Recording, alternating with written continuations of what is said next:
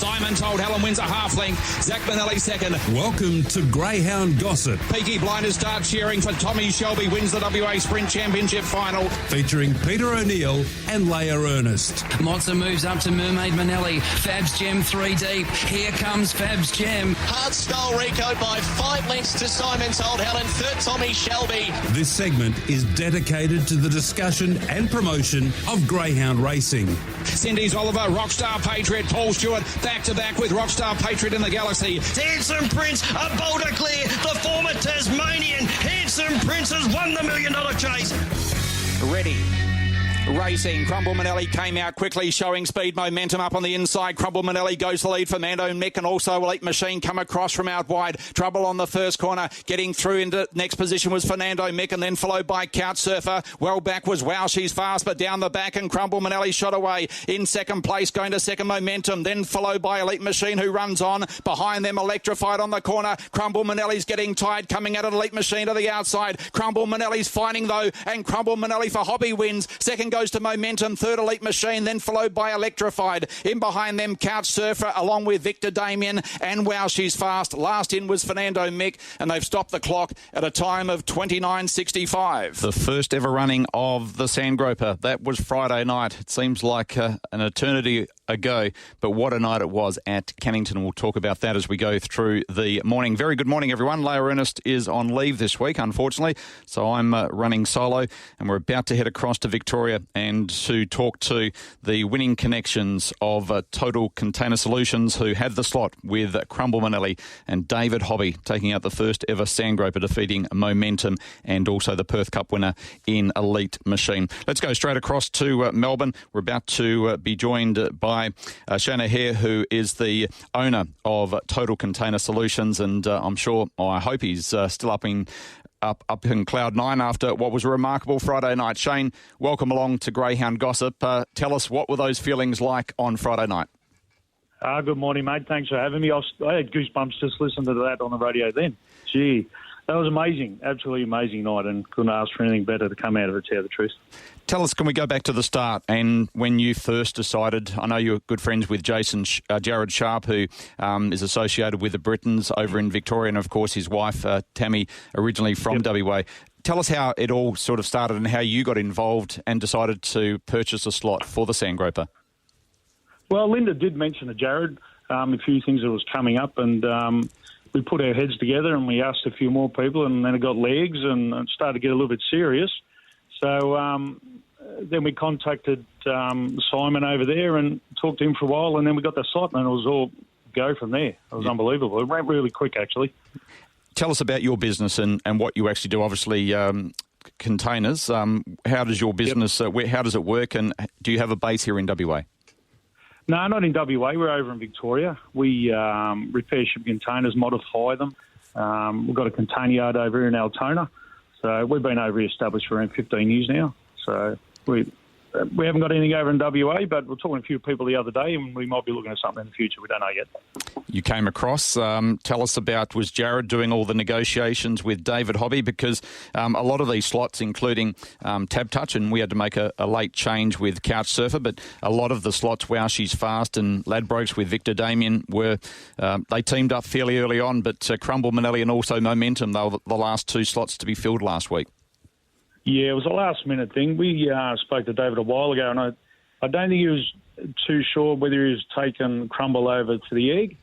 He sent Custard over, and when we found out that Crumble didn't go, Jared rang him up straight away and just started negotiations. Went for a while, as they all do, but he came through at the end and it was all good. Everyone was pleased with the outcome.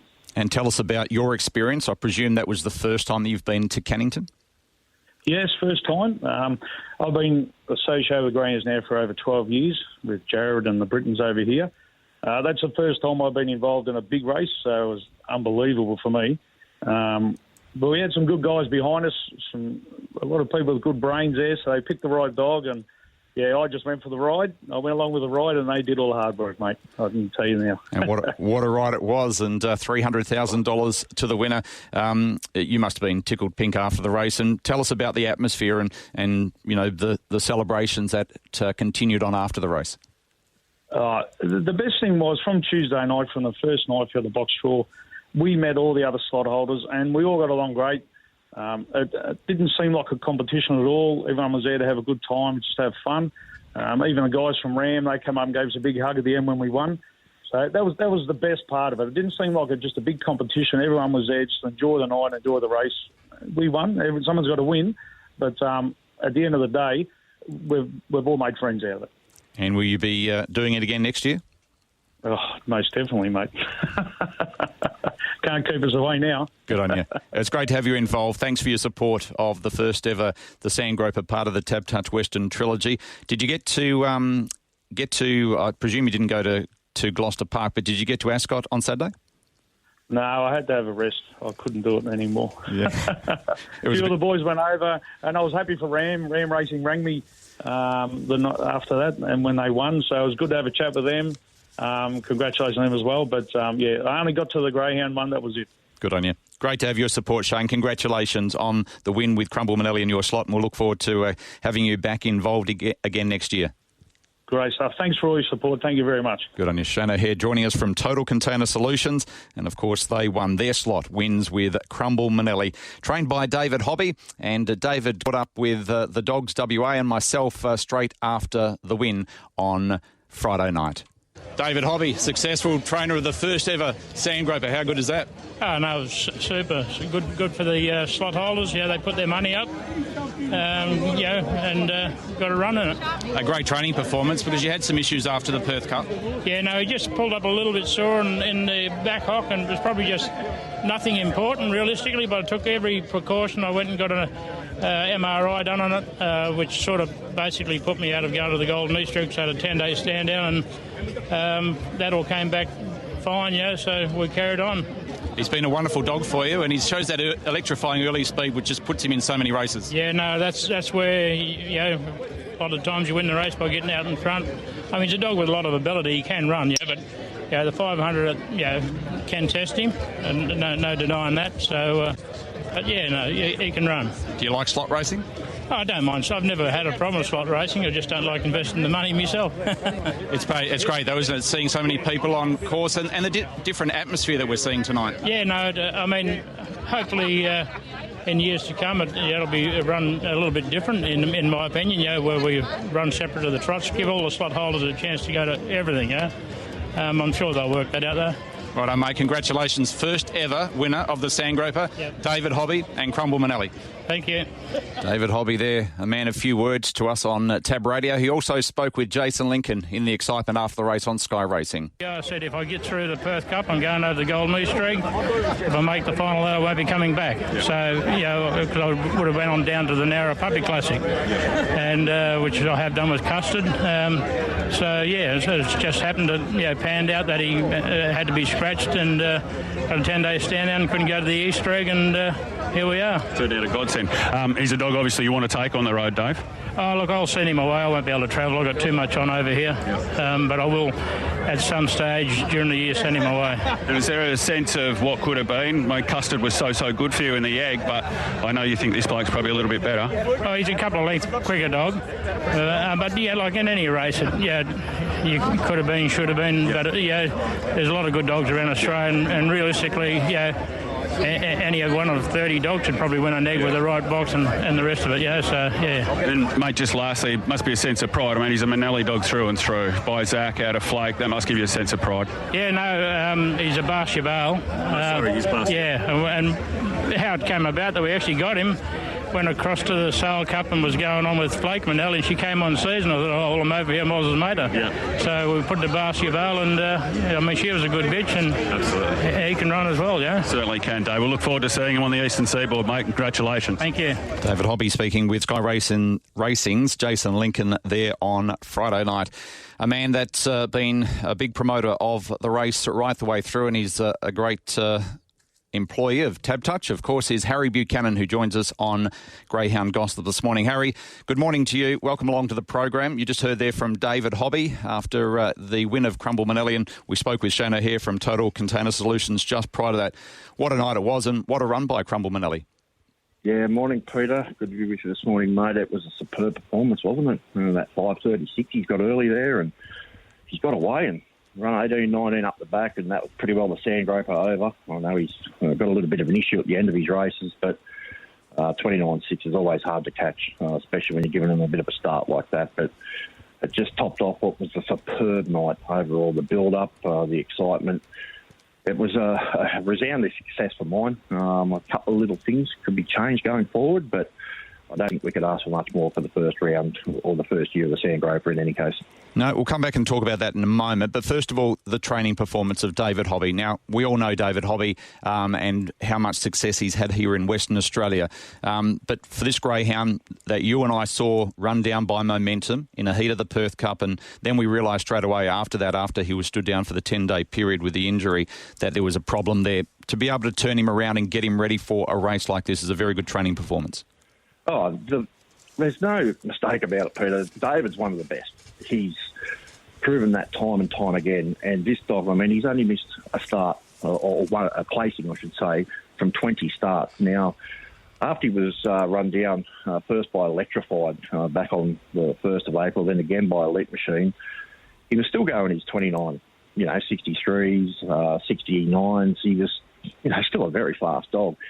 I think the blessing in disguise, of course, is when he did pick up that minor injury, we wouldn't have seen him in the Sandgroper slot. So for David to be able to bring him back and give him one run, leading into that Sandgroper on Saturday night behind Elite Machine, the old sense of timing. It's just coming out 7 days later. It was just superb. And the box sure, panned out for him. Couch surf on his outside. Wow, she's fast. Look, I don't know where she's at. You can't be critical of Australia's highest stakes earner, but we've said it before, Pete, they just can't come into WA anymore and hop off a plane and think they're going to be taking feature races home. Those days are well and truly over. We saw it with Fernando Mick. He hopped off the plane on the day of the race, I believe. And I know Where She's Fast was here a little bit earlier, but it does certainly take some preparation to get used to Cannington and absolutely perform at your top. Pick Damien, another example of that on Saturday night. Yeah, there was a lot of trouble, though, wasn't there? And you and I and all the form analysis of the race prior, we said there was going to be that trouble. And I think when you get those really good quality greyhounds like Wow She's Fast, Victor Damien, Fernando Mick, that just want to chase and want to grab the lure, and they're all going into that first corner at the same time. We saw Wow She's Fast, Couch Surfer come together. The way I read the race was there was going to be trouble. Couch Surfer would miss, that trouble, but he ended up finding it. And in hindsight, and it's easy in hindsight, but Crumble Manelli was always going to be in front. And as we know, Cannington's a track where if you're in front, that's the best place to be if there's going to be trouble on that first corner. Absolutely, and as we mentioned, that 5.36, and it's not the only time he's done it. He does it regularly. Sometimes he can take a little step to get going, but he had the room early. And I think we spoke about this in the build-up, Peter. These dogs, they're running 29.6. If you're giving them 6 or 7 length start up the back, you can be Wow She's Fast, Victor Damien, Elite Machine, whoever you want. It's a massive effort to run a dog down who's that far in front, going that time on the arm. It's not possible. And his sheer speed from that box to the first mark, and then he accelerates again up the back, he's just got too much up his sleeve. And these dogs, they just have to do everything right. Cannington does not lend itself to dogs that can make, a lot of errors in a race or, get checked to the first turn. And we saw that on Saturday night. A few of those dogs, they were out of the race going past the 380s the first time, and pretty well the race was over at the back. Momentum's run. Cozzy, that was outstanding, honestly. What a warrior that dog is. He's just stuck on so well, and that's probably as good as he's going these days. His effort on Saturday night. Elite Machine, Electrified, Fernando Mick took care of those in the run to the first turn. Everything has to go right. The only dog that wasn't touched was Crumble Manelli. Yeah. And he went a personal best as well, 29.64, so remarkable. What did you make? You've just mentioned momentum, and he's run up to his limit there on Saturday night, and a really good training performance by Cozzy to be able to get him right, because we saw him back in late March when he had his previous run behind first, picked over the 600, and of course he went through the Perth Cup, finishing 5th in that final. Elite Machine, from box number 8, he levelled up to momentum, but obviously momentum with the strength of his 600 and 700 metre campaign recently helped him out. But what did you make of Elite Machine's run? He tried hard, but yeah, he's a dog that probably needs to have the arm to himself by the time they hit that top turn. And again, he just didn't get that. He got a clear enough run, but Fernando Mick just held him and electrified up enough to just bother him with that sort of sweep into the first turn that we were hoping he was going to get. And Momentum, of course, taking that run along the inside. And as you mentioned, he's got that 600-metre strength. I think the back end of 520 sees Elite Machine right out. Just watching his replays, he's pretty well had enough by, that 500-metre mark. His momentum takes him home. But, look, he tried very hard. But, again, he's not a dog that can... we break that race down. Crumble's off and gone 5-6 lengths up the back. None of them were going to make that ground up. So, yeah, he did his best, and the boys were happy with his run, and they had a great night. And, yeah, there's no criticism of any of the runners at all. The best dog won the race. It was good to have them there as well. The team, and they stood down on the finish line, I mentioned, and the atmosphere before the race I've never experienced before. I thought Electrified was huge.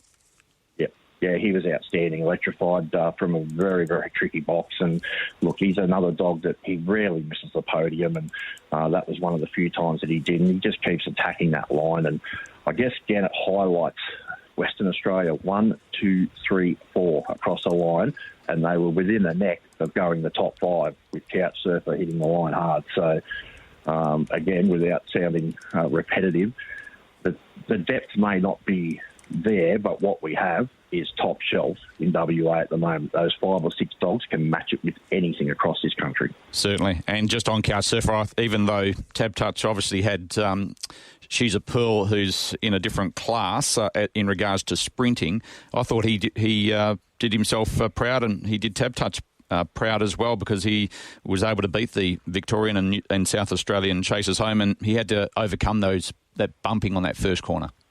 Yeah, he wasn't actually given his space until up the back. He had to get around Victor Damien underneath Wowsie's Fast, and then he was momentarily held up again. And look, I know he went 30 and 18 overall, but he can obviously go much quicker than that. It's a big ask for a dog, a staying type like that, to give these speedsters any sort of start and run them down. But he was probably playing for that first turn luck that didn't eventuate. That's what his best chances were going to lay on. But in saying that, he certainly didn't disgrace himself, and he's a quality dog. I think I'd be surprised if we didn't see him stepping back up in trip now and possibly travelling in the state to take a few of the he's already gone. So he left yesterday with Robert Britton, and he'll now go to, I think it's Newcastle for the... it's the 7:15 in 3 weeks' time. It's a $500,000 race, I think. So and he'll be suited to Newcastle too with his early speed. So that's probably a good move to send him over there, and hopefully he can fly the WA flag proudly. And then he'll go to the Sandown Cup, where he's currently the favourite with Tab Touch. We mentioned She's Fast, Victor Damien, Fernando Mick. They just found that trouble going to that first corner. So the positives leading into the race, I thought the build-up was outstanding. I thought the crowd on course, considering the weather conditions, was really, really good. I mentioned on the Sports Daily earlier on, my down, and I don't think it'll happen again next year, or I think it can't happen next year, is the fact that we clash with Gloucester Park. The three parts of the Western Trilogy must stand alone. Which night do we go to? Do we go to Thursday night, or do we go to Saturday? We go to Saturday, and I agree with you 1,000,000% it can't happen again. And there's a few reasons for that, and I'd like to see the harness stay on Friday. I'd like to see us, the dogs, stay on Saturday night, and I'd like to see the Quokka run on Sunday, if I'm brutally honest about it. I just don't know about the Quokka being on a Saturday afternoon and then leading into Cannington. My issue with what happened on Friday night, let's take Ram, for example. I know we have Ladbrokes, Sportsbet, Tab Touch, whatnot, and they, whilst they're getting behind the race, Ram have turned up in numbers. Now, the Sandgroper's been run and won. They've got to jump on a bus, head up to Gloucester Park. Now, after that race on Friday night, we've had... 3 380s, a 520 novice, and a 275-metre race. The meeting was essentially over after the Sandgroper in terms of patronage and people staying there and enjoying it. Pete, nobody wants to be getting on a bus and going up the road to the harness. With all due respect to the harness, and they had a great night up there, they just can't mix. We need to make it a complete and total night. And The Sandgroper, the Quokka won't move from Saturday. So Ascot Saturday is a lock-in. Do you want the patrons, or will the patrons come across from Ascot after they've been drinking all day there? Do you want them to come across after they've been drinking? And therefore, if that's the answer is no, do we then go to the Sunday? No, then we'd have to look at Thursday. And I think Thursday could work, Harry, if we had maybe a band, have an early enough start and then have a band after the last. Don't have the 50-minute gap. Obviously have the presentation, make that a big thing, but patrons stay on, have a couple of races later on, or even have it as the last race and then have a band trackside on a Thursday night and try and attract a younger audience down there. Absolutely, and it has worked in other places on other tracks. And it's worth noting too that Thursday night we do have the interstate races. It's one of probably the major weeknight racing. If you want to disregard Friday night, of course, Thursday night is covered in multiple states, so it could absolutely fit in there. WA on the Thursday night. I would have liked to have seen us in the middle between the harness and the Quokka. I think we've got to accommodate to the slot holders going forward. I know Ram will be back. Of course, they had a great time, and I think they're still partying. They'll probably be still partying when it's on next year. So it's just something we've got to look at where we can keep that meeting as a whole to 12 races and not get to the Sandgroper and that's it, boys, jump on the bus, see you later. We need to keep it going right through so everyone can have a good time and not have to worry about moving on to the next place to continue their night. Yeah, I think an early start on a Thursday maybe is the way to go. And also I think we need to look at the stake money as well and the split, because if you finished further back than second, then the slot holders are losing, and you need to be able to, the slot holders themselves need to have a chance, at least the top 4 or 5, to be able to get their money back if possible. Just before we let you go, and I appreciate your time this morning, Harry, you would have seen Saturday night probably better than I did. I saw the replays yesterday. What did you make of the Miata heats? A couple of upsets there. Rip and Grace winning the opening heat for Shane Williams. Yeah, she was good. I've always had my doubts about her as a stayer, and I'm just not sure how switched on Bedrock Fred was. But yeah, she did make a couple of runs, Rip and Grace, and was still able to attack the line and take out that heat. And then it was also good to see Clifton Cruz. He took out the second heat there over Speed Freak. I thought Zarbell's run was outstanding, Pete. If you have a look at his replay, he arguably probably should have finished closer. And I think with that time off, that run on Saturday, he's going to go really well this week in the final. First pick, she probably needs the arm. Overzealous isn't quite up to them. Would have been interesting had Couchsurfer been involved. He probably would have dominated, but I guess it gives all these dogs a chance now, and I think we're in for a good final, and I'm really looking forward to seeing Zarbell this final on Saturday. I think he's going to find some really good improvement. Yep, looking forward to that. Now, best for today, for those that missed the Sports Daily this morning, best at Northern? Yeah, it'll be Raw Steel in race number 10, box 2. I thought he was very good there last week. We know they take a couple of runs to get used to the Northern track, and I thought his run was super, and he gets a good draw today, so I think he'll give us a sight. Good on you, Harry. Busy week for you this week? Absolutely. We've got Coast to Coast on Wednesday. Troy Ionic sitting in this week while Shorty's away, and then I'm going to call this bloke Peter O'Neill for the next week. Hopefully he's going to be available on Wednesday week, and no great greys this week, but we'll certainly have all the coverage on the Tab Touch blog and with our relative podcast, getting all the mail out for the weekend. Good on you, Harry. Enjoy the day, enjoy the week, and keep up the good work. Thanks, Pete. Good on you, mate. Harry Buchanan joining us on Greyhound Gossip. It was a remarkable weekend, and, of course, the running of the first ever running of the Sandgroper was outstanding. Let's wrap up the show before we get into race day as we go back to the Sandgroper, the first leg of the Tab Touch Western Trilogy, Friday night at Tab Touch Park, Cannington. Ready.